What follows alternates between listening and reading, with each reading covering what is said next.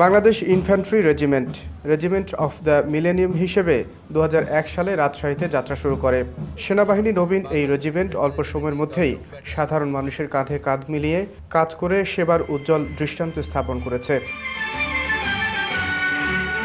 সেই রেজিমেন্টের কন্টিনজেন্টকে পতাকা প্রদান অনুষ্ঠানে যোগ দেন প্রধানমন্ত্রী শেখ হাসিনা। মাননীয় প্রধানমন্ত্রী শুরুতেই রাজশাহী সেনানিবাসে শহীদ কর্নেল আনিস প্যারেড গ্রাউন্ডে কুচকাওয়াজ পরিদর্শন করেন সরকার প্রধান। বাংলাদেশ ইনফ্যান্ট্রি রেজিমেন্টের 7, 8, 9 ও 10 নম্বর কন্টিনজেন্টকে একে একে পতাকা তুলে দেন প্রতিরক্ষামন্ত্রী ও প্রধানমন্ত্রী শেখ হাসিনা। দেয়া হয় রাষ্ট্রীয় সালাম। দিক নির্দেশনামূলক বক্তব্যে সর্বোচ্চ পেশাদারিত্ব বজায় রেখে দায়িত্ব পালন করার তাগিদ দেন সরকার প্রধান।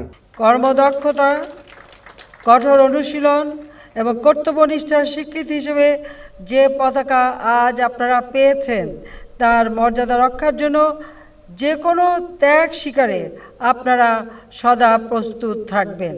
সশস্ত্র বাহিনীর উন্নয়নে তার সরকারের অবদানের কথা তুলে ধরে রাজনৈতিক দর্শন সামনে আনেন বঙ্গবন্ধু কন্যা। আধুনিক ও চৌকো সশস্ত্র বাহিনী গড়ে তুলতে আমাদের সরকার বদ্ধপরিকর।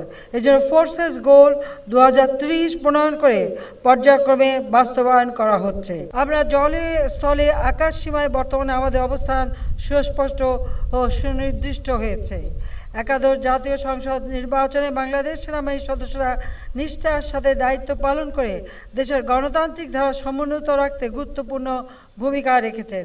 এজন্য আমি আপনাদের সকলকে জানাই আন্তরিক ধন্যবাদ।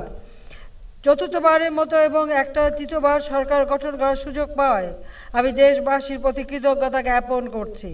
আমাদের সরকার শাসক হিসেবে নয়, জনগণের সেবক হিসেবে আমরা দেশ পরিচালনা করে যাচ্ছি। অভিবাদন মঞ্চে দাঁড়িয়ে রেজিমেন্টের সদস্যদের কুচকাওয়াজ ও অভিবাদন গ্রহণ করেন প্রধানমন্ত্রী শেখ হাসিনা। এই রেজিমেন্টের সদস্যগণ দেশ ও দেশের বাইরে সুনামের সঙ্গে দায়িত্ব পালন করছেন। এই সুনাম অক্ষুণ্ণ রাখার জন্য আপনারা একনিষ্ঠভাবে কাজ করে যাবেন। আকবর হোসেন সুমন, 21 টেলিভিশন, রাজশাহী। পতাকা হলো